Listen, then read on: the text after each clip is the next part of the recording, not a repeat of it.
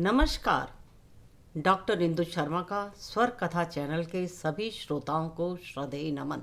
पिछले एपिसोड में हमने मुख्य उपनिषदों में से एक कठोपनिषद पर चर्चा की थी।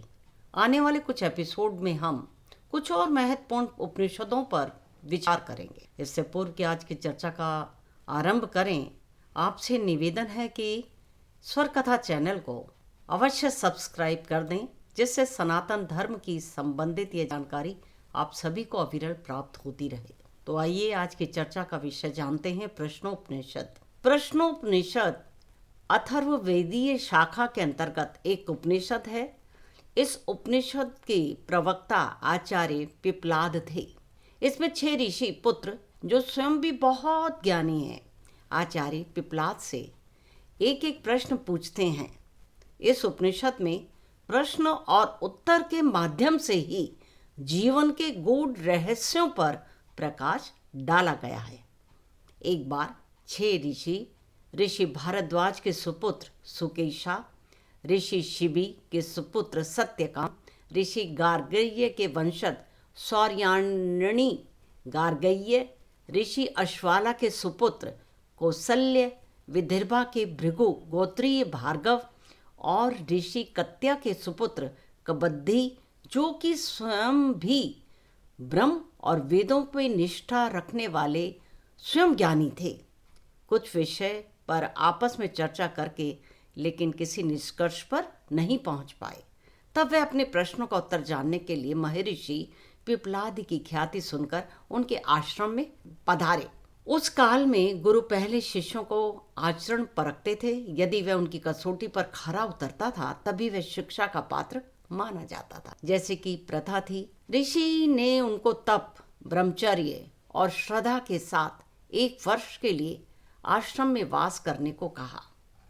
आचार्य के आदेश पर वर्ष पर्यंत ब्रह्मचर्य पूर्वक तपस्या करके प्रत्येक ऋषि पुत्र ने एक एक प्रश्न किया। पिप्लाद के सविस्तार उत्तरों के सहित इन 6 प्रश्नों के नाम का यह उपनिषद का पूरक इसे बताया। इसके प्रथम 3 प्रश्न अपराविद्या विषयक तथा शेष पराविद्या संबंधी हैं। वो 6 प्रश्न थे।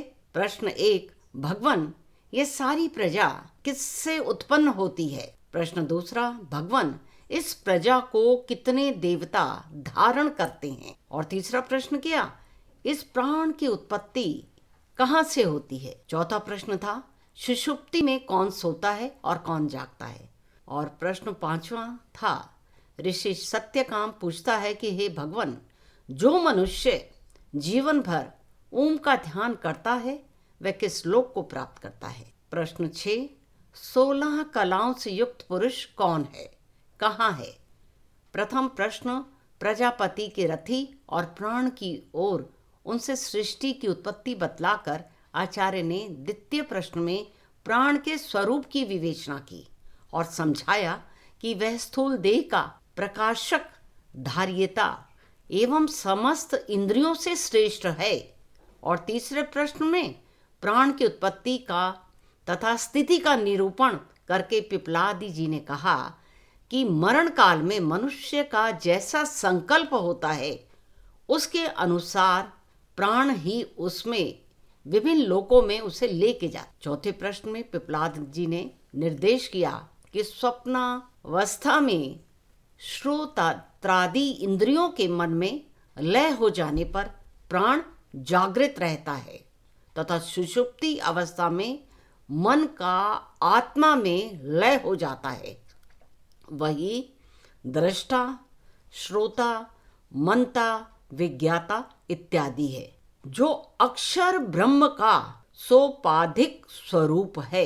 इसका ज्ञान होने पर मनुष्य स्वयं सर्वज्ञ, सर्वस्वरूप परम अक्षर हो जाता है। और 5वें प्रश्न में ओंकार में ब्रह्म की एक निष्ठ उपासना के रहस्य में बतला गया कि उसकी प्रत्येक मात्रा की उपासना सद्गति प्रदायिनी है एवं संपूर्ण ओम का एक निष्ठ उपासक कैचुल निर्मुक्त सर्प की तरह समस्त पापों से नियुक्त होकर अंत में परात्पर पुरुष का साक्षात्कार करता है। और अंतिम छठे प्रश्न में आचार्य पिपलाद जी ने दिखाया कि इसी शरीर के हृदय पुंडरीकाक्ष में 16 कलात्मक पुरुष का वास है।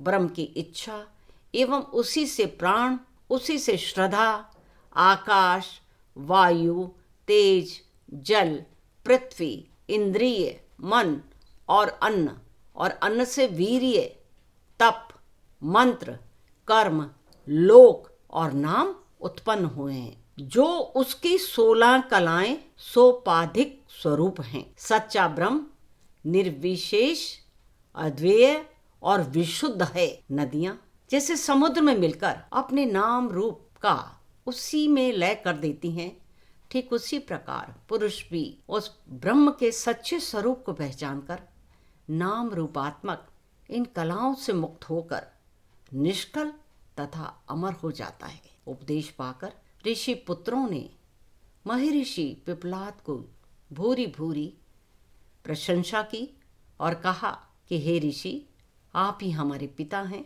जिसने हमको इस विद्या के दूसरे पार पहुंचाया है। तो श्रोताओं, आज बस इतना ही, और अगले एपिसोड में एक और उपनिषद पर चर्चा करेंगे।